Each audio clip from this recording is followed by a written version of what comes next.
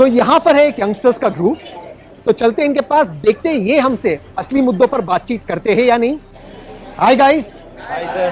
क्या मैं आप लोगों को ज्वाइन कर सकता हूँ? Yes sir. चलिए, तो आप लोग सब महाराष्ट्र से हो? तो क्या करते हो आप लोग? पढ़ाई करते हो कि काम करते हो? ऑल स्टूडेंट्स, सब लोग पढ़ाई करते हो? ऑल ऑफ यू ऑल, और अलग अलग कॉलेजेस में? और आप लोग अक्सर वैशाली आते हो? तो जब से मैं वैशाली आता था बचपन से, मैंने जयराम जी को देखा है। जयराम जी नमस्ते। नमस्ते सर। कितने साल से आप यहाँ पर काम करते हो? हम 40 हो गए। 40 साल? हाँ 40 साल से आप वैशाली में काम करते हो। जी हाँ। तो जयराम जी बताइए मुझे, तब के पुणे में और आज के पुणे में आपको कुछ अंतर दिखता है? नहीं अभी ज़्यादा ये अभी बेटर है? बेटर है। तो तब मसाला डोसे का रेट क्या था और आज क्या रेट है? तभी 3 रुपए में था। 3 रुपए में मसाला डोसा आपको मिलता था आज से 40 साल पहले, और आज डोसा 110 रुपए। 110 रुपये। देखिए महंगाई। अगर आपने 3 रुपया बैंक में रखा रहता तो आपको 110 रुपया नहीं मिलता, लेकिन मसाला डोसा का रेट बढ़ गया है। तो थैंक यू जयराम जी, 40 सालों से आप काम कर रहे हो। तो आप लोग सब महाराष्ट्र से ही हो? और कितने साल से? ये देखो मेरा मसाला डोसा भी आ गया। ये एक एडवांटेज होता है ऐसे रेस्टोरेंट्स में, आप लोग सब फास्ट फूड के लिए अमेरिकन चेन एमएनसीज के पास जाते हो। ये देखो, इसे कहते हैं असली फास्ट फूड, ताज़ा खाना, fast food, fresh from the kitchen. तो आप लोग सब पूना में कितने सालों से हो? थैंक यू जयराम जी। पिछले 5-6 सालों 5-6 सालों से, 5-6 सालों से आप लोग पूना में हो। Very good. और आप लोग पढ़ाई करते हो, जॉब करते हो? आप तो क्लियरली पढ़ाई करते हो, आप तो दिखते नहीं जॉब करते हो, पर आप लोग सब बाकी सभी पढ़ाई करते हैं। आप भी पढ़ाई करते हो। तो सब लोग पुणे यूनिवर्सिटी या अलग अलग यूनिवर्सिटी? पूना जो है ये माना जाता है कि ऑक्सफोर्ड ऑफ द ईस्ट है, तो काफ़ी लोग महाराष्ट्र से और देश भर के लोग जो है पूना में आते पढ़ाई करने के लिए। तो ये सब भी, कुछ लोग पूना से है, कुछ लोग महाराष्ट्र से, और ये लोग यहाँ पूना आए पढ़ाई करने के लिए। तो इनसे आप बातचीत करते हैं असली मुद्दों पर। तो आप लोग न्यूज़ को फॉलो करते हो? न्यूज़ चैनल्स देखते हो आप लोग? तो आजकल जो हमारे न्यूज़ चैनल में जो सबसे अहम मुद्दा है, सबसे बड़ा डिबेट है, ये हिंदू मुसलमानों का डिबेट आजकल हमारे न्यूज़ चैनल में चल रहा है। कुछ लोग कह रहे हैं कि ताजमहल के पहले वहाँ पर एक मंदिर था, ताजो महल था। कुछ लोग कह रहे हैं कि कुतुब मीनार पहले एक मंदिर था। अब ज्ञानवापी, काशी मथुरा का मुद्दा बन गया है। तो आप लोगों को लगता है कि मंदिर मस्जिद का मुद्दा बहुत ज़रूरी है, या नौकरी, जॉब्स, इकॉनमी? आप लोगों को एज यंगस्टर्स क्या लगता है? आपसे let's start with the ladies. Taj Mahal असेल, कुतुब मिनार असेल, हे काही आत्ता घडलेलं नाही आहे, आधीपासूनचं आहे. मग हा मुद्दा आत्ताच का उकरून काढला जात आहे?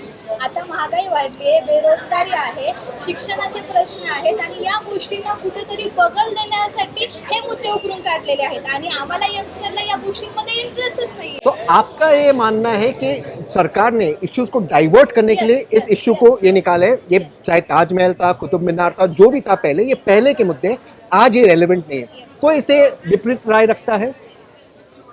आप बोलिए। फिर है कि फर्स्ट स्टेटमेंट जो आपने दिया हाँ। कि ऑक्सफोर्ड ऑफ द ईस्ट, हाँ। पुणे का ऑक्सफोर्ड ऑफ द ईस्ट हम नहीं मानते, ये नालंदा ऑफ द ईस्ट है। Very good.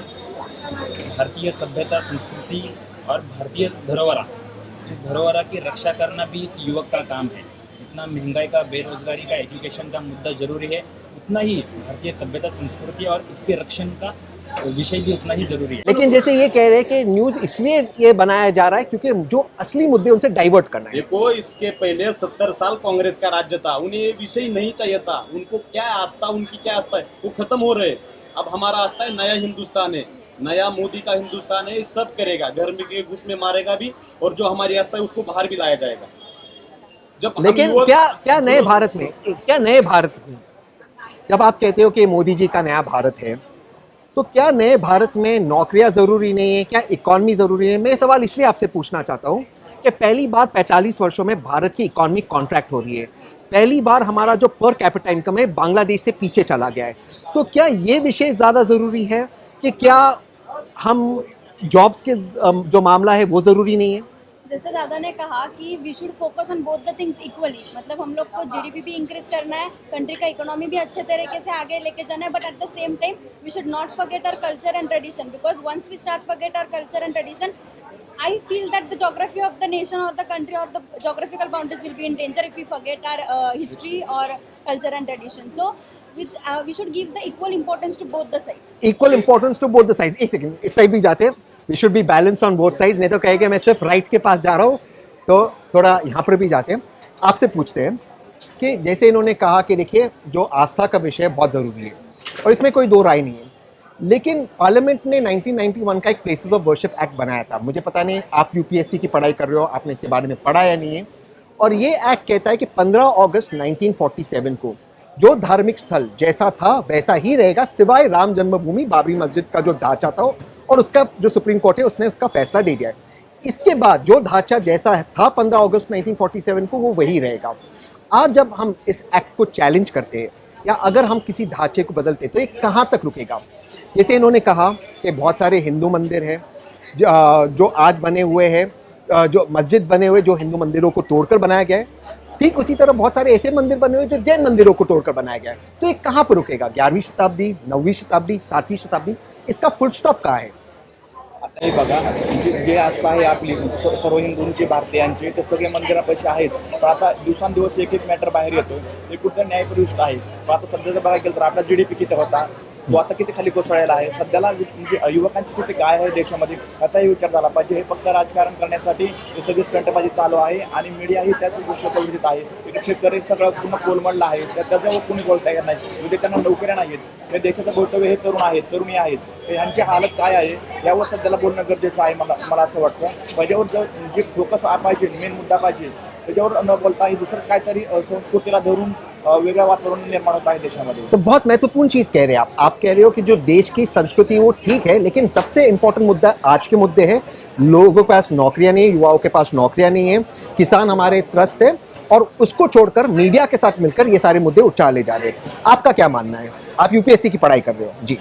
ज्यावेळेस आपण एखाद्या विषयाची ऐतिहासिक पार्श्वभूमी बघतो तर जे मंदिर मस्जिद आहेत त्या ऐतिहासिक म्हणजे आपण ऐतिहासिक चुका मान्य करू, पण ऐतिहासिक चुका दुरुस्त करण्याची जी पद्धत आज अवलंबली जात आहे त्यावर तर माझा प्रश्नचिन्ह उभा करते.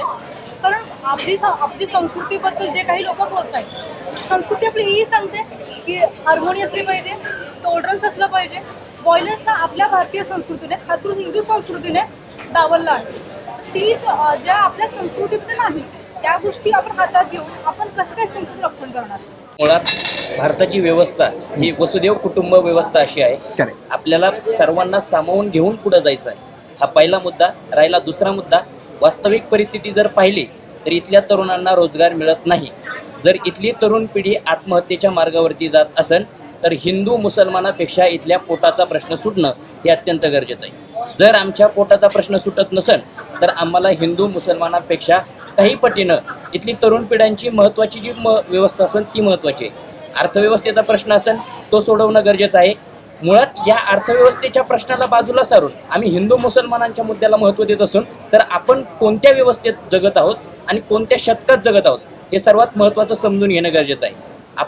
आपण म्हणतो की आपण भारत डिजिटल झाला, भारतामध्ये विकास होतोय, पण तरीसुद्धा आम्ही 12व्या-13व्या शतकापासून चालू आलेली परंपरा म्हणजे हिंदू मुसलमानांमध्ये असणारा वाद 21व्या शतकापर्यंत घेऊन येत असून तर निश्चित आपण शिक्षणाच्या माध्यमातून काय शिकलो हा सगळ्यात मोठा प्रश्न आहे. इम्पोर्टेंट बात की आप शायद डिफेंस पढ़ रहे हो, मास्टर्स इन डिफेंस आप पढ़ रहे हो, तो आप कह रहे हो कि भारत की जो संस्कृति है अहिंसा, महात्मा गांधी की संस्कृति है, आज के जो युवा है वो आत्महत्या कर रहे हैं, नौकरियां नहीं है, और ये हिंदू मुसलमान का विवाद जो है ये बेकार विवाद है, करवाया जा रहा है, ये भारत की संस्कृति नहीं है. ये आपका मानना है, आप इसमें अपोज करना चाहते हो, बोलिए आप लोग, फिर मैं इनके पास आता हूँ. ऐसा नहीं है गवर्नमेंट यूथ्स के लिए कुछ काम नहीं कर रहा है.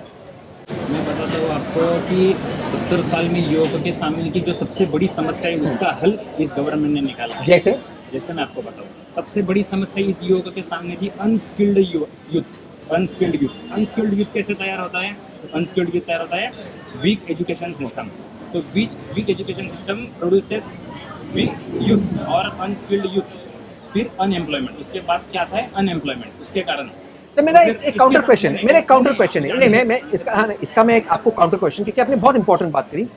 जो स्किल डेवलपमेंट की आप बात करते हो, नेशनल स्किल डेवलपमेंट काउंसिल, ये एक्चुअली मोदी जी ने नहीं, मनमोहन सिंह जी ने शुरू किया था. पहली बात. एक सेकंड. दूसरी बात कि आपने कहा स्किल डेवलपमेंट जरूरी है, मैं इस चीज को मानता हूँ, लेकिन फिर ये क्यों वजह है कि आज 45 वर्षों में सबसे ज्यादा बेरोजगारी हमारे मुल्क में, इसका आप जवाब दीजिए.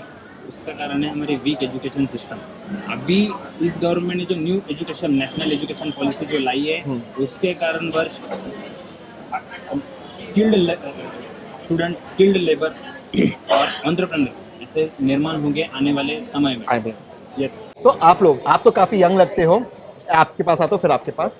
तो ये कहते हैं कि देखो अस्तित्व का मुद्दा बहुत जरूरी है, ये कहते हैं, ये लोग कहते हैं, इनका मानना है कि पुरानी बातें छोड़ो, कल की बातें, कल की बात पुरानी, नए दौर में लिखेंगे नई नई लिखेंगे नई कहानी। आप क्या मानते हो? एक ही कहना है, जब हिंदुत्व का मुद्दा आता है, जब कोई भी महाराष्ट्र में इलेक्शन होता है, उस इलेक्शन के टाइम में क्यों मुद्दा आता है, जब 5 साल में क्यों नहीं आता? बहुत, एक सेकंड मैं ये पूछा, तो इनका ये कहना है कि जब भी महाराष्ट्र में या देश में कोई चुनाव आते तभी ये हिंदू मुसलमान के विवाद निकलते हैं। तो आपका इस पे क्या कहना है? कि इस देश में हर साल कोई ना कोई इलेक्शन है, छोटे बड़े इलेक्शन बार बार, मतलब साल में दो बार तो ऐसा आता है कि 2 बार इलेक्शन रहते हैं कुछ ना कुछ। तो फिर मुद्दा कब आएगा? कभी ना कभी तो मुद्दा बाहर आना है। तो ऐसा कुछ नहीं है कि तो आप नहीं मानते हो कि ये मुद्दा पोलराइजिंग है, इलेक्शन में एक पॉलिटिकल पार्टी को इससे फायदा मिलता है? आप नहीं मानते इसे? आप नहीं मानते? नाही, मैं असं नाही मानते हूँ. और जो परकीय आक्रमणांचा जो विषय आहे की परकीय आक्रमण इथे आले तर ते दुसऱ्या कोणाच्या तरी संस्कृतीची वाट लावून स्वतःचं तिथं अस्तित्व आणि स्वतःची संस्कृती जोपासणं मुळातच मला एक अमानवी कृत्य वाटतं की तुम्ही दुसऱ्या कोणाची तरी संस्कृती पार त्याचा वाट लावताय आणि तुमची संस्कृती तिथे निर्माण करताय. अच्छा, दिस इज टोटली रॉन्ग. जो इन्होंने कहा ना, एक शब्द इन्होंने कहा वाट लगाना, ये टिपिकल महाराष्ट्र पूना का शब्द है। वाट लगाना यानी कि हिंदी के शब्द में बैंड बजाना। हा जो प्रश्न चालू आहे भारतामध्ये हा इतका महत्त्वाचा आहे की हा पहिला प्रश्न आहे. दुसरा प्रश्न भारताची GDP, भारताची इकॉनॉमी, भारताची व्यवस्था, हा गोष्ट तितक्याच महत्त्वाच्या आणि आपल्या नॅशनल एज्युकेशन पॉलिसीचा प्रश्न. इन्फ्रास्ट्रक्चर भारतामध्ये आहे का? आम्ही ज्या खेडेगावातून येतोय, माझा भाऊ आहे 10वीला झाला, त्याला 3 विषयाला शिक्षण नव्हतं, 10वी त्याला 3 विषय स्वतः अभ्यास करून काढलाय. मग मुली शाळेमध्ये आले, आम्हाला मुलीला खेळायला परवानगी नाहीये. मला आज भी लड़कियों को खेलने की इजाजत नहीं। आता ह्याला विचारा, ह्याच्या वर्गातल्या मुली 2:30 वाजता, आम्हाला 2:30 वाजल्यानंतर 2:30 सुट्टी असते, मुलं शाळेच्या वेळेतून डबे जेवायला घरी जातात, मुली जात नाही. मुलीला परवानगी आहे, शाळेला ग्राउंड नाहीये. आम्हाला मी स्वतः टेबल टेनिस प्लेअर होते, पण मला कधी टेबल शाळेमध्ये खेळलं दिलं गेलं नाही. इन्फ्रास्ट्रक्चर अजिबात नाही आहे. आणि त्या तालुक्यातून गेले त्या तालुक्याला फक्त एक कॉलेज आहे, त्या कॉलेजची इन्फ्रास्ट्रक्चर सगळ्यात बेकार. प्रत्येक वेळी पॉलिटिक्स. इव्हन मी स्वतः ज्या कॉलेजमध्ये होते, माझ्या कॉलेजवरती रेड पडली होती आणि जी कॉपी केस झाली, त्या कॉपी केस मी हे आंदोलन केलं होतं की आमच्या कॉलला आमचं सेंटर रिटर्न द्या. युनिव्हर्सिटी सेंटर काढून घेतलं. इन्फ्रास्ट्रक्चर पूर्णपणे बेकार आहे. जिथे इन्फ्रास्ट्रक्चरच नाही तिथे तुम्ही काय नॅशनल पॉलिसी आणणार? बहुत इम्पोर्टेंट। इनके पास आते फिर मैं आपके पास आता हूँ। आप क्या बोलना चाहिए? फिर मैं आपके पास आता हूँ। सर, आजचा तरुण जो आहे तो मंदिर, धर्म, मस्जिद हा विषयावरती भडकवला जातोय आणि तो इझिली भडकतोय आणि त्याच्यामध्ये महत्त्वाचं हा ते मीडियाचं. आताच उदाहरण घ्या ना सर, तरुणांच्या प्रश्नासाठी तुम्ही आम्हाला बोलवलं आणि तुम्ही आमच्यामध्ये धर्म, मस्जिद झालं. तुमचा मुद्दा जो आहे म्हणजे तुम्हाला ज्या इंटेन्शननी तुम्ही हे घेतलं तर एकदम सक्सेसफुल झालेला आहे असं मी म्हणते. आणि मला बोलू द्या सर, बोला ना। आता इथे आपण बघतो बेरोजगारीचा विषय निघाला. इथं सगळे, इथं कोणच बेरोजगार नाही, पण आम्ही बेरोजगारीवरती बोलतोय. पण ज्या मुलाला किंवा ज्या युवकाला ऍक्च्युअल रोजगार हवाय तो घरात बसलाय, त्याला त्याच्या बेरोजगारीची जाणीवच नाही. आणि होईल तरी कशी? मोबाईल मधला 2 GB डेटा त्याला त्याच्या बेरोजगारीची जाणीवच करून देत नाहीये. वर्षाला 1 करोड जॉब देऊ अशी ज्यांनी आश्वासनं दिली त्यांनीच आमच्या तरुणांची वाट लावलेली. एखादं काम जर तुम्ही यशस्वी करत असाल, मेट्रो उभारली, सगळीकडे तुम्ही फ्लेक्स लावून त्या कामाचं श्रेय घेता. आमच्या सरकारने मेट्रो उभारली, आमच्या सरकार, मग आमच्या एवढ्या युवकांचं तुमच्या या आश्वासनांमुळे बळी गेलेला आहे, त्यांना रोजगार भेटला नाहीये.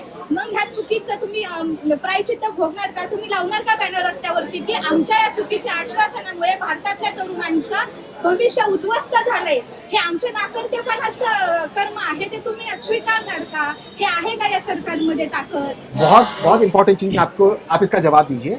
इन्होंने कहा है कि मोदी जी ने ये वादा किया था कि 1 करोड़ उन्होंने कहा 2 करोड़ नौकरियां हर साल देगी, वो दे नहीं पाए।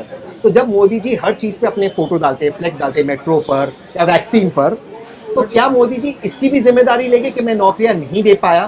तो नौकरियों के मामले पर देखो ये मुद्दा उठ रहा है। नौकरियों के मामले पर क्या आप मानते हो कि भारतीय जनता पार्टी जो वर्तमान सरकार है वो पूरी तरह से फेल हो चुकी है? क्या आप इस चीज को मानते हो? कम से कम देखिए, मैं उसका पहले इनका भी जवाब दूंगा, पहले उनका जवाब दूंगा की आई तुझं कॉलेज कोणतं आहे? उसे क्या कॉलेज मतलब है? नाही, एक बार म्हणजे कॉलेज कोणतं आहे ज्या ठिकाणी मुलींना शिकू दिलं नाहीत, ह्यात सगळ्यात पहिल्यांदा याचा निषेध व्यक्त करतो. आणि खेळणं ते खेळायचं परमिशन, कारण की आज आपण बघू शकताय की भारताला गोल्ड मेडल मिळवून देणारी एक मुलगीच आहे. जर ह्या देशात जर मुलींना असं शिकवलं जात तर त्याचा निषेधार्थ, म्हणजे त्या व्यक्तीचा निषेधच केला पाहिजे.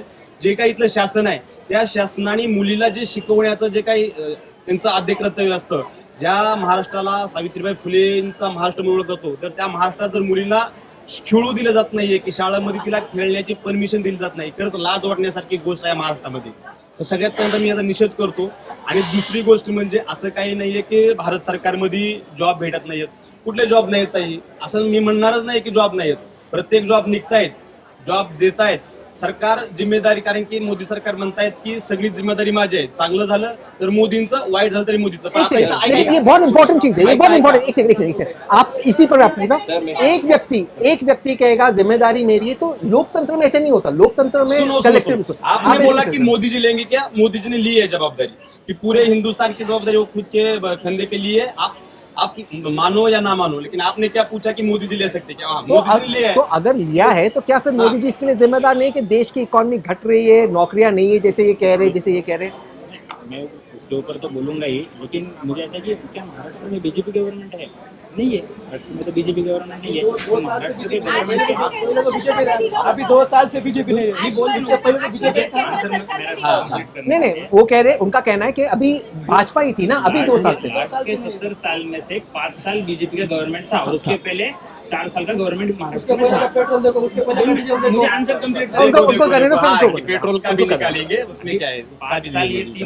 तीन पार्टी साथ में आकर इन्होंने गवर्नमेंट फॉर्म किया है. तो इनका अगर देखेंगे तो तीनों पार्टी के एक मंत्री जेल में है. एजुकेशन सिस्टम की बात करेंगे और जो युवकों का प्रश्न है एमपीएससी यूपीएससी, लेकिन कांग्रेस का कोई जेल में नहीं है. कांग्रेस का कोई जेल में नहीं है. ये कांग्रेस का नहीं है, राष्ट्रवादी का जेल में. आपने कहा तीनों पार्टी का, तो आपको नहीं, करेक्ट मतलब करना कोई ना कोई तो जेल में है इनके पर वो government सेंट्रल में. एजेंसी इसके द्वारा.